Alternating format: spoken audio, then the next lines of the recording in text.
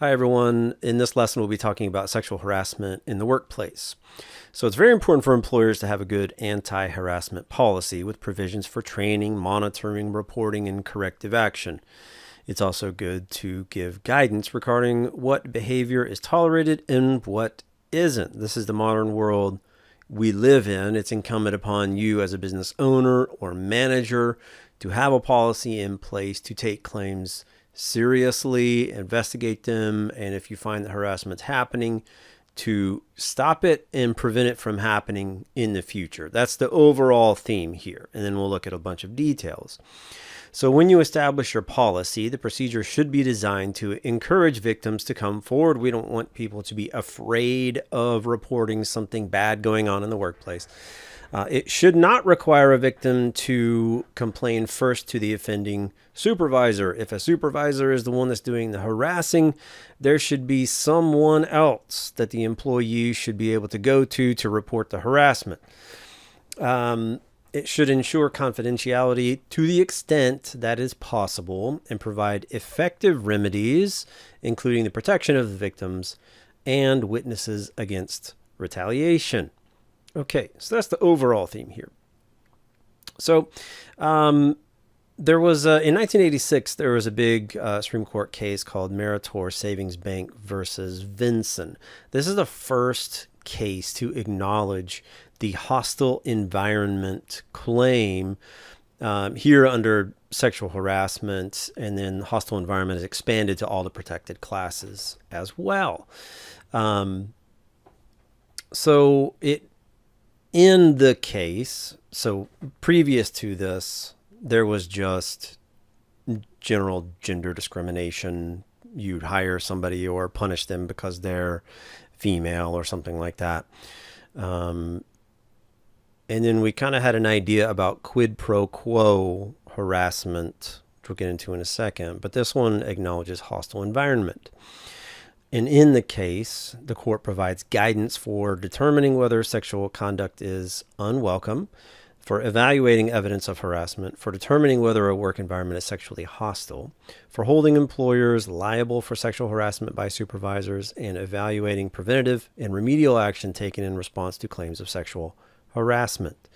We'll get into the details of those in just a little bit. Now we'll back up a touch and say, well, let's just look at sexual harassment in general. The line isn't always clear between what would constitute quid pro quo and what would constitute hostile environment. Now, most claims for sexual harassment are brought by women with the man as the harasser. However, we'll state from the outset here that men can be sexually harassed too. They can even be sexually harassed by other men. Women can be harassed by other women. It's just safe to say that any gender can be harassed by any other gender. And there were some landmark cases that decided that. Consensual relationships are not forbidden by law. Okay, so if you want to date a coworker, that's not illegal. Even if a supervisor wanted to date somebody they're supervising, that's not illegal, or at least it's not forbidden by law.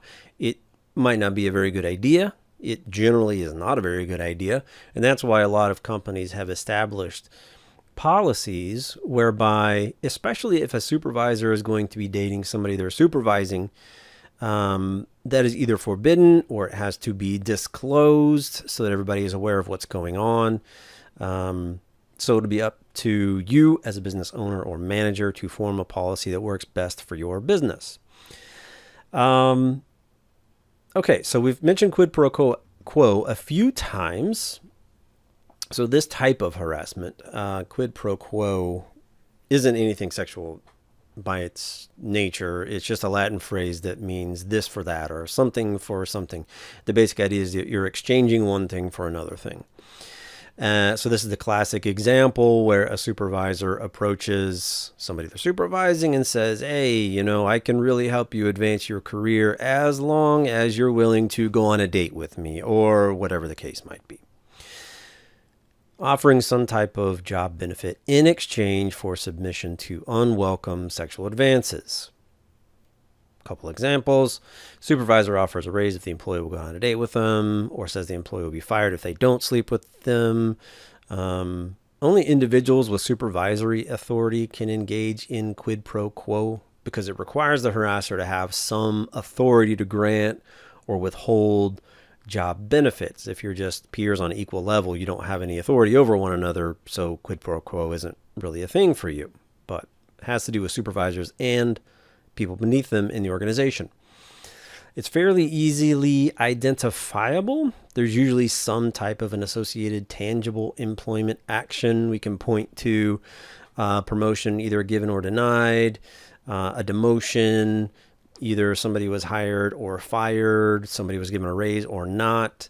We can usually point to things and say, well, this person said this, then this action happened, and then it's easier to prove than hostile environment. Mentioning hostile environment, this is where a harasser creates an abusive, offensive, or intimidating environment for the harassee. We're generally required to find that, and there's a list of things here that we would need to show in court. So 1, the conduct is unwelcome. Next is based on sex or gender, though I will keep mentioning that harassment can be linked to any protected class. Sexual harassment just gets its own chapter because it's so prevalent, unfortunately. Third thing, sufficiently severe or pervasive to create a hostile work environment. Severe and pervasive are going to be our key words when we're trying to analyze whether harassment is happening. It affects a term, condition, or privilege of employment. The instructor, finally, had actual or constructive knowledge of the situation and took no prompt or remedial action. That's going to be key as business owners and managers. If somebody comes to you and says, hey, so-and-so is harassing me, now I've been notified. Now I no longer have the defense of saying, well, I wasn't aware that this was going on. Now you know, and it's up to you to do something about it. Investigate if corrective action needs to happen. Implement the corrective action to stop and prevent the harassment. Let's look a little bit deeper at these items here. What is unwelcome activity? Okay. The easy definition is that if I don't want something to happen, it's unwelcome. So if coworkers want to flirt with each other and arrange to go out on a date, form a relationship, and they're both willing participants, nothing unwelcome is happening. However, if one person decides that they no longer want these advances, they don't want this behavior in the workplace, the victim should make it clear that the behavior is unwelcome. Hey, I notice you're doing this. I don't like it. I want it to stop. A couple things under that. Just because somebody voluntarily agrees to something doesn't necessarily mean it's welcome, because sometimes people might go along with unwelcome behavior out of fear of retaliation, or simply not wanting to make waves, or want to be perceived as being a troublemaker or whatever in the workplace. So that's where things can get a little bit tricky in court when somebody voluntarily goes along with something, even though they said it was unwelcome. So we would have to look at all the circumstances to try to make some kind of determination here. We can ask ourselves the question, when do compliments cross the line? Well, generally speaking, we should be careful about the way that we compliment people. And if you think it might be taken offensively by somebody, then don't say that thing. If you give somebody a compliment and they say, I don't like that, then stop saying that. They find it unwelcome, so just don't say it. There have been, I don't know if this is still more of an issue, but there were some like old school people who would greet women, especially with like a kiss on the cheek or something like that. And we had to ask ourselves, is that sexual harassment? Did the guy mean it as harassment? Maybe, maybe not. It might have just been like a traditional way of greeting people. Could go the other way too. Sweet lady who just greets men by hugging, kissing, whatever.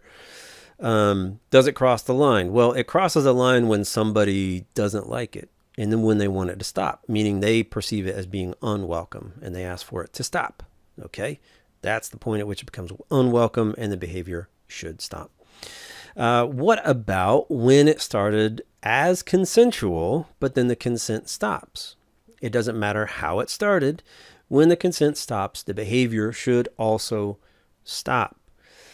We need clear communication here that the behavior is no longer welcome. So as a victim, you do have some responsibility to make your voice known by telling the person it's not welcome, by reporting it to management so they're aware of what's going on.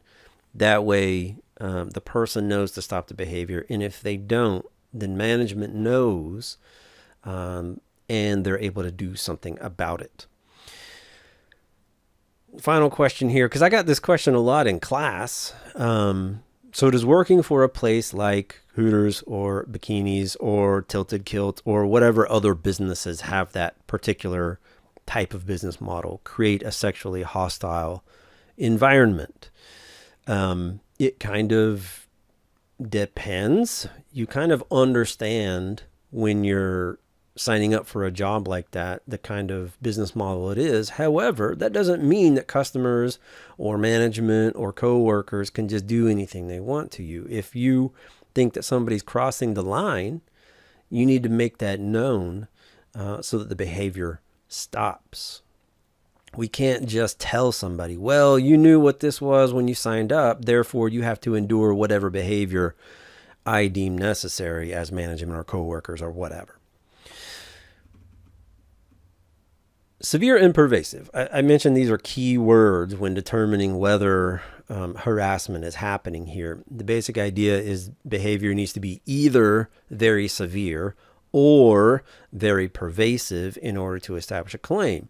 Severe just means something radically crazy is happening, like somebody assaults somebody, or calls somebody a very offensive slur in a very negative tone or something like that. If it's not that serious, if it's just telling off-color jokes or something like that, then it would need to be a little bit more pervasive in order to establish a valid claim that would actually be able to win in court on.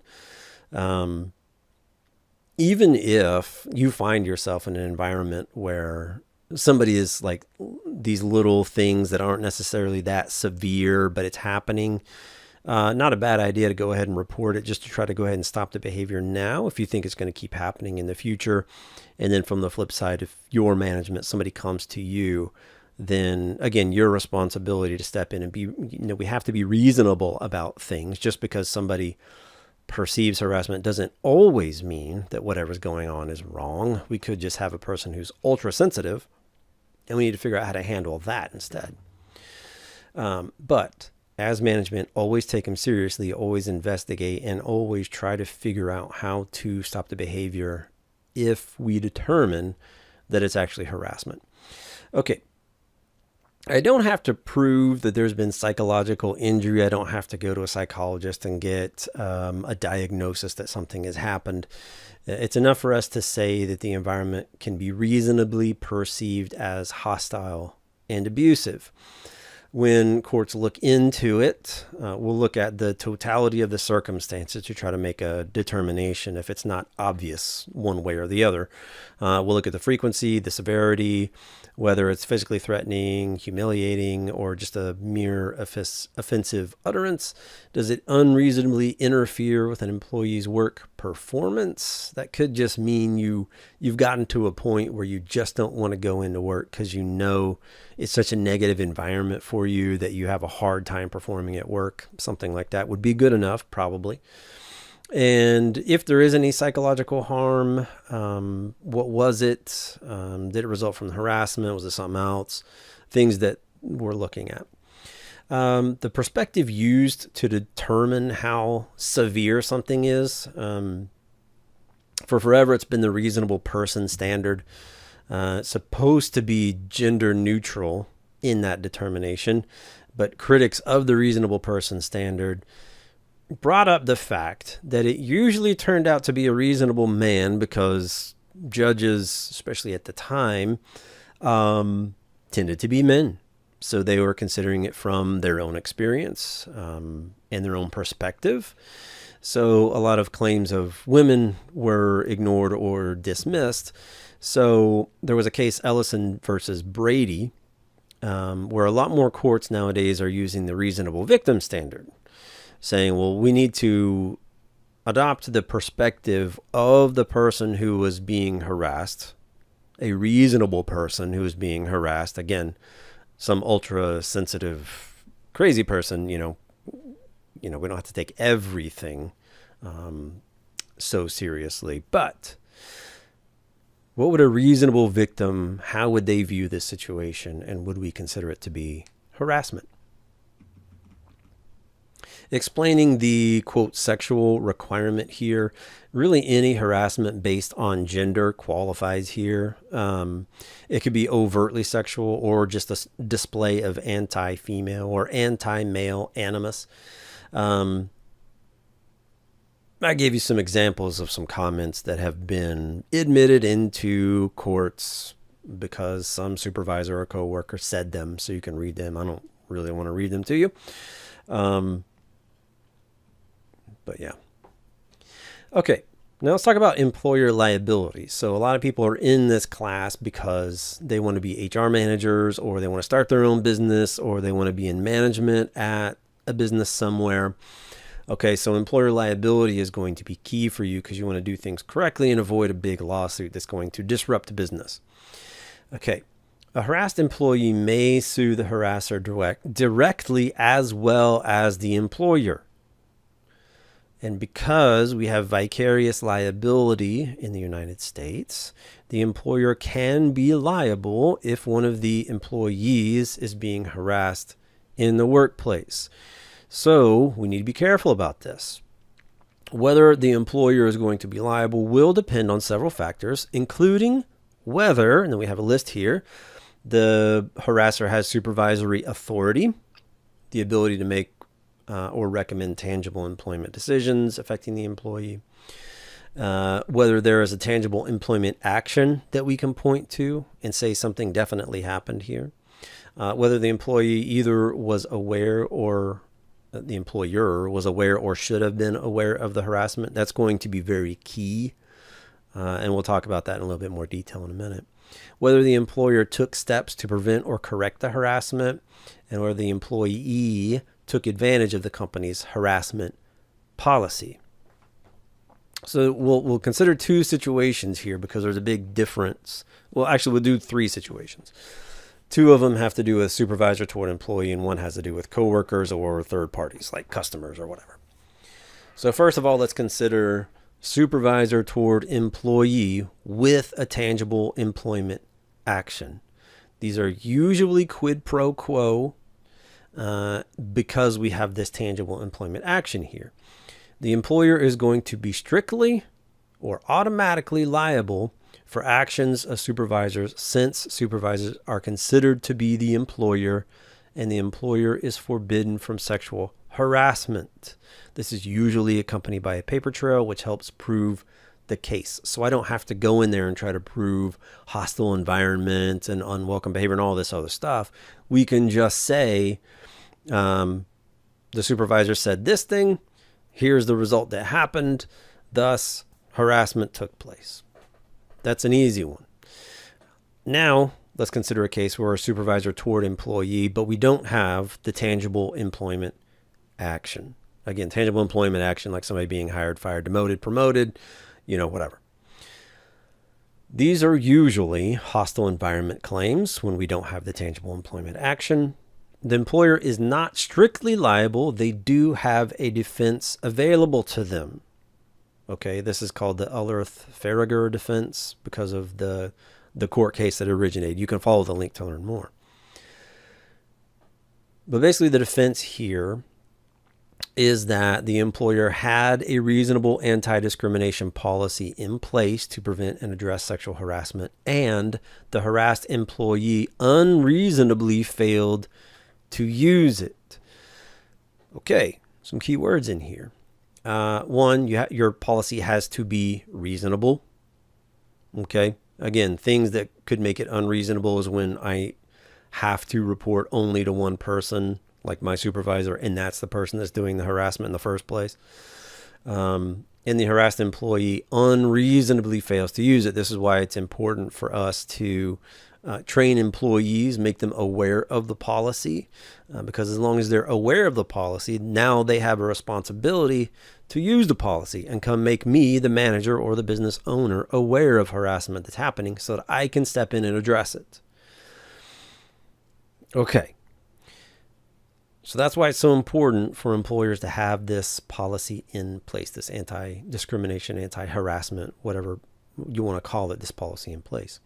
That defense is not available if there's a tangible unfavorable job action by a supervisor. That bumps it back up to strict liability, where liability automatically attaches to the employer and they don't have to go any farther to prove their case. Now let's consider the example of a coworker is harassing another coworker, or there's a third party like a customer or somebody like that coming in and harassing an employee. So we don't have the supervisor to supervisee relationship here. It's more or less people on equal standing. So harassment by any person can violate federal law, including coworkers, customers, clients, etc. The employer will be liable if they knew or should have known of the acts of the harasser and took no immediate corrective action. So again, we have to make the employer liable, we have to make them aware of the harassment so that they can step in and address it. If they don't address it, then the employer can be held liable. Knowledge can come via, really any reasonable means here. Complaints from employees, direct witness by the owner, manager, or supervisor, conduct that is so open and obvious that an owner, manager, or supervisor reasonably should have known what was happening. So those are the three main scenarios there, and it has big impacts on how liability might potentially attach to an employer.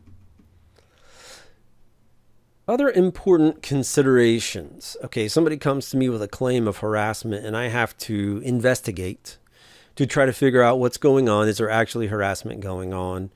And how are we going to deal with it? So things that we can look at to try to determine the truth of an allegation.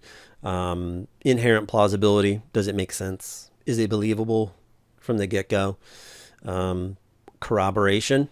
If there are witnesses, if there's documentation, that would be great to have that so we would know for sure. The demeanor of the person. Do they seem to be telling the truth? It's not always easy to tell, but, do the best you can.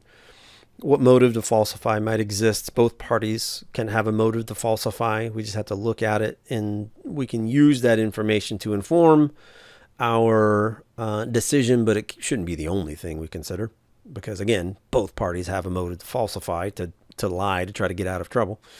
In the past record, does a harasser have a history of this behavior? These are all things that I can use to try to determine the truth of an allegation. You really have to do what's reasonable in that circumstance and in your workplace to try to figure it out. It's not always going to be easy. Okay, retaliation and employee privacy. The harassee, the person being harassed, should be told that the harasser will be informed of the complaint, but that retaliation is prohibited. So we have to inform the harasser because they have some due process rights as well here. But the employer should make the harassee feel comfortable in that retaliation by the harasser is prohibited. The employer is going to step in and try to fix the situation. Talking about fixing the situation, what corrective action can be taken? Well, there's no federal rules here, or even state rules that I'm aware of. It's up to the companies to set their own policy. And the guiding principle here is what will stop behavior, what will stop harassment, what will prevent harassment from happening again. It should reflect the severity and the persistence of the conduct, and it should not punish the person being harassed. I don't automatically have to fire somebody because there's been an allegation of harassment. That might be what I need to do, or it might be less severe, and we might be able to solve it by separating people, or by just sitting down with the person and saying, hey, this behavior is unwelcome and we need to stop it. And maybe they will just stop it. Maybe it's that easy. But it just has, you have to do what's reasonable given your circumstances. Okay. Talking about damages. So the Civil Rights Act of 1991 allows for up to $300,000 in compensatory and punitive damages. We talked about that in a previous lesson. It also allows for unlimited medical damages if you indeed do have medical damages. I can also request a jury trial. Okay. So this being able to request a jury trial led to a spike in claims. And because people thought that you would be more likely to win in front of a jury than you would just a judge, is why there was a spike in claims. So when these claims started to spike, companies started looking for ways to reduce their potential liability. So it wasn't just for this reason. There was a lot of other reasons, but we saw a rise in the use of alternative dispute resolution techniques. I have that abbreviated as ADR here in the notes. But we're talking about stuff like arbitration and mediation are the main ones. And so a lot of companies started forcing employees to sign mandatory arbitration agreements saying that if I have a dispute, we're going to solve it through arbitration rather than the traditional court system.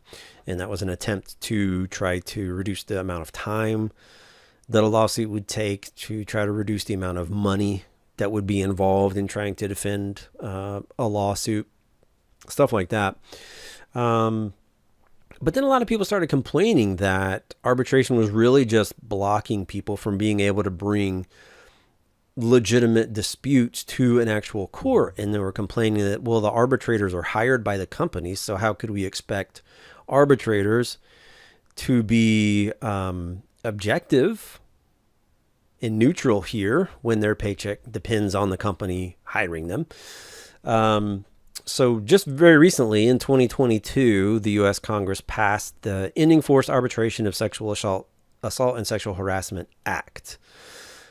This prevents employers from requiring employees to arbitrate sexual harassment or assault claims. So even if your company makes you sign this arbitration agreement, I could go ahead and sue in court or go to the EEOC or whatever it is with this claim, and the company would not be able to use that arbitration agreement as a defense. So that's a pretty big deal, Finally, tort and criminal liability here. So most of what we talked about so far has been in the realm of Title VII of the Civil Rights Act. And we just do have to mention that some actions can give rise to additional tort or criminal liability for a harasser, especially when things get very severe. And these can be in addition to a Title VII claim. So if somebody assaults you, batters you, if there is intentional infliction of emotional distress, if there's false imprisonment, if there is intentional interference with contractual relations, these are examples of tort and possibly also criminal liabilities that might exist out there. And with those comes the possibility, if we're going outside of just Title VII, where we have to go through the EEOC and where damages are capped at $300,000, the possibility of unlimited civil damages and the possibility of criminal prosecution. You could, of course, go to jail if you physically assault somebody in the workplace. I think that's it for now. Always reach out to me if you have questions. If you notice something in the notes that is just old information or inaccurate, let me know. I would love to learn that I'm wrong and have an opportunity to correct myself. Hope you all have a great day.